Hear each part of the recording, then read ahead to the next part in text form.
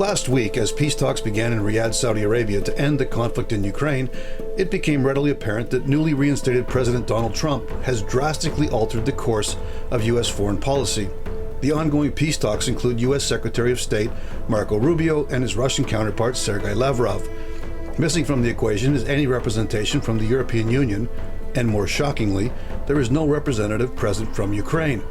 It is time to target just how far and how fast President Trump has turned on the U.S.'s former staunch ally.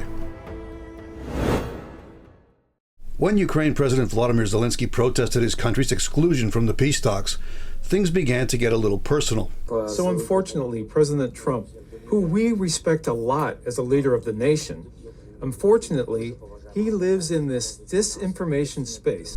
Despite Zelensky's genuflecting in his preamble, Trump took serious offense to the suggestion that he is incorrect in his assessment of the ongoing conflict in Ukraine. But think of it, a modestly successful comedian, a dictator without elections.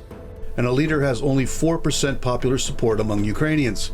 More disturbingly, Trump has also repeatedly blamed Ukraine for starting a war that could have been avoided. You should have never started it. You could have made a deal. All of Trump's claims about Zelenskyy are, of course, false. He was a hugely popular comedian in Ukraine who was swept to power in a landslide election victory due to the fact that he was not a politician. The claim that Zelenskyy is unelected is based upon the fact that elections have been suspended during the conflict with Russia. In terms of popular support, Ukrainian statistics put Zelensky's favorability rating at 57%, which is about 9% higher than what Trump currently garners in U.S. polls. As for starting the war with Russia, I think the world understands who invaded who.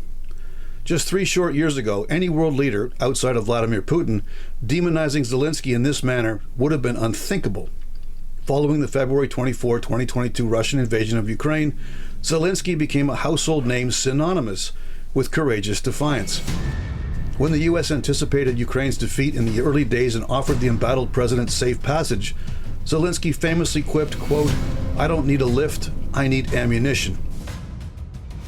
In his trademark green t-shirt, Zelenskyy became omnipresent around the globe on nightly newscasts as the face of a warrior president. Now, virtually overnight, the Trump administration has labeled him the scapegoat and excluded Ukraine from the negotiations to determine their own future. Pete Hegseth, the U.S. Secretary of Defense, at his first NATO summit, simply stated that Ukraine cannot hope to reclaim the territory which it held prior to the 2014 armed secession of the Donetsk and Luhansk regions of eastern Ukraine. Before the U.S. has even begun to horse trade with the Russian delegation, Hegseth signaled that Ukraine will have no option but to concede territory. But simply pointing out realism, like the borders won't be rolled back to what everybody would like them to be in 2014, is not a concession to Vladimir Putin. Sadly, Ukraine was in a far better position back in March 2022. In those early days of the invasion, the armed forces of Ukraine had shocked the world with a battlefield victory over the Russian invaders. Huge Russian armored columns had been destroyed during their attempted advance to Kyiv. The Russian military had been exposed as a paper tiger, and the NATO-supplied weaponry had made the armed forces of Ukraine a far superior force. At that juncture, there was a peace talk in Turkey with both Ukraine and Russia at the table. It was President Zelenskyy who advised the people of Ukraine that any ceasefire would require a negotiated settlement, and that would involve making territorial concessions. A 16-point deal was brokered, but the whole plan for an early peace deal fell through when UK Prime Minister Boris Johnson flew to Kyiv to convince Zelenskyy that a total victory was possible, and this outcome would be supported by NATO nations. Zelenskyy took the bait, and the rest is history. Now the U.S. under Trump has reversed course, and Ukraine does not even warrant a seat at the negotiating table. Worse yet, Trump has his eyes set on Ukraine's rare earth metal deposits as a means by which the U.S. can recuperate the billions of dollars in military aid which the U.S. has supplied to Ukraine to keep them in the fight. I do not think that Canada and the other NATO countries who have generously donated money and materiel to Ukraine war effort did so in order to exploit their resources post-conflict. The lesson that Canadians need to take from Trump's complete reversal on Ukraine is that we could easily be next.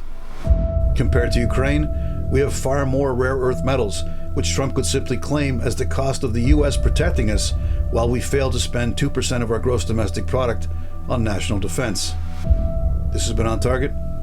I'm Scott Taylor.